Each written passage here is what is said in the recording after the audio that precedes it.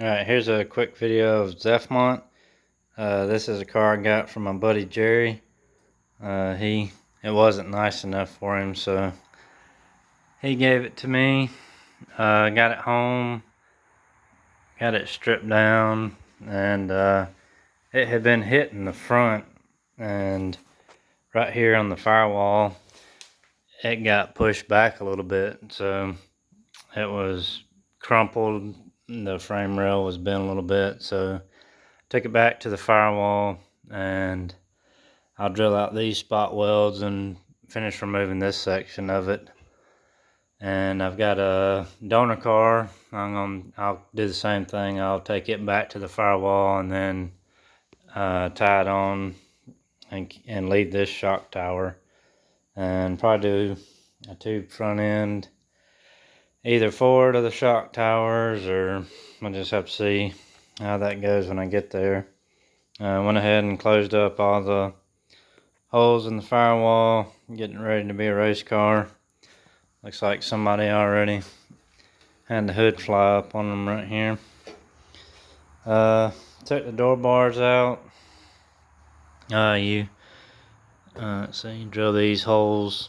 There's 4 holes right there, and then these 4 holes. Drill these out, and then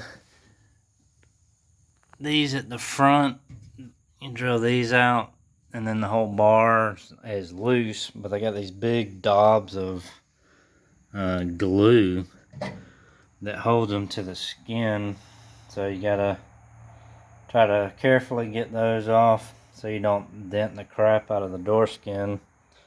But the hardest part about it is trying to cut the door bar in half once you get it released at the ends, because of the shape of the crash bar. It's like a guardrail, so you have to keep using a new cutoff wheel if you go that route, and to get more of a bite on it, and try to cut it into smaller pieces and then open up the door a little bit and try to get it out. It's just a pain. Usually it goes okay on the first door, but once you get to the second door, the plasma cutter comes out, and then you get the door a little hot and find out how much Bondo's there.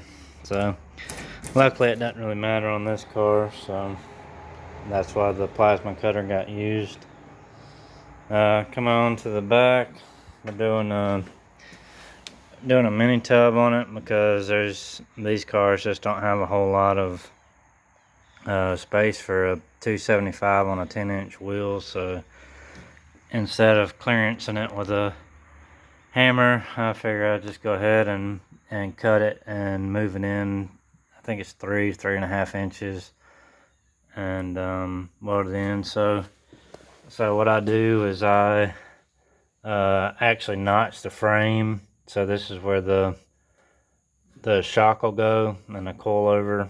I'm gonna put a coilover stock location in here, and then you cut the frame, notch it back here so you can get the tub all the way in, and then plate it back. You don't have to worry about the coil spring right here, because it'll be on the shock now. And then I take a piece of filler metal, make me a template, and then weld in a strip to gain my added width to the tub. So then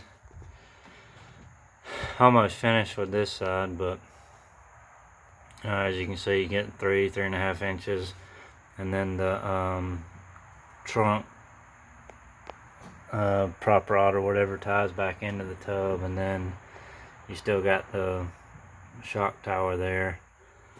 And working on this side last night. Still I got a little more on this one to finish it up, but there you can see get an idea what it'll look like. Another thing I like to do is put one of these on the back, so I don't have to deal with a key. So I take an old hood pin, put it in there, and then make a little bracket here, and so that way it'll close and you don't have to worry about a key, and then get that little bit of weight out. and close off the hole with a nice color match touch-up job. Let's see what else we got going on.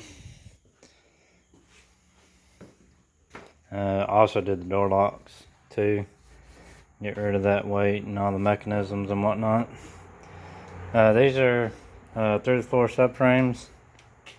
I've done a few sets of these over the years. This is the first time I've done it this way, and I think it turned out pretty good. Just buy a piece of 2x2 from Summit, and it actually lays into the factory subframe right in here, and then comes all the way to the front, and then welds to the floor, and then all welded in here, and then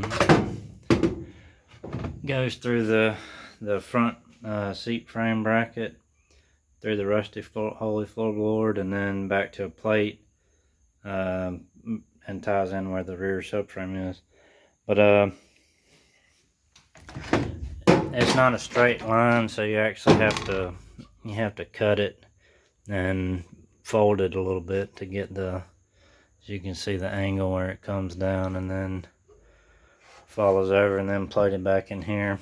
I haven't decided if I'm gonna do a cage in this or not. Probably should. Something about safety, I think, but I haven't decided yet. I also haven't decided if I'm gonna put the interior back in, because I'm wanting to go as fast as I can with this thing, and every little bit of weight helps. So, you know, you can always put interior in later and see how it goes.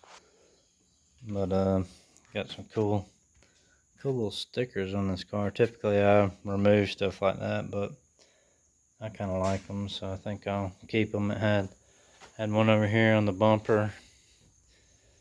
Amco. Pretty cool little decals on them. I like them.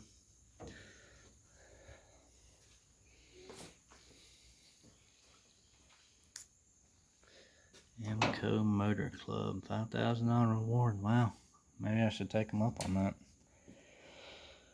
So I'll finish up the tubs. Like I said, I got a little more welding to do on this side. Finish closing this up. Get that closed all the way in. A few more gaps over there, but get that finished up. Then move over to these floorboards. Get these holes taken care of, and then we'll focus on the front end. Try to get that put together so we can go ahead and start test fitting our engine and everything. This one's gonna get the aluminum 5.3 over here. So was it LC9 or something? So aluminum 5.3 Gen 4. It had DOD. It's got 243 heads on it. So I'll probably clean up the heads a little bit, do some bowl work on them. And Jerry's gonna do me a little power glide for it. And then let's see, over here there's a turbo Ford billet S480 from Jose. There's our 16 injector intake, and a couple of pistons in case we missed the tune up a little bit. Couple of camshafts, DOD, LS junk. But anyway, nice update on the Zephmont, where we're going with it. If you have a used tailgate, they work pretty good for filler metal for widening your wheel tubs. So that's about it for this one.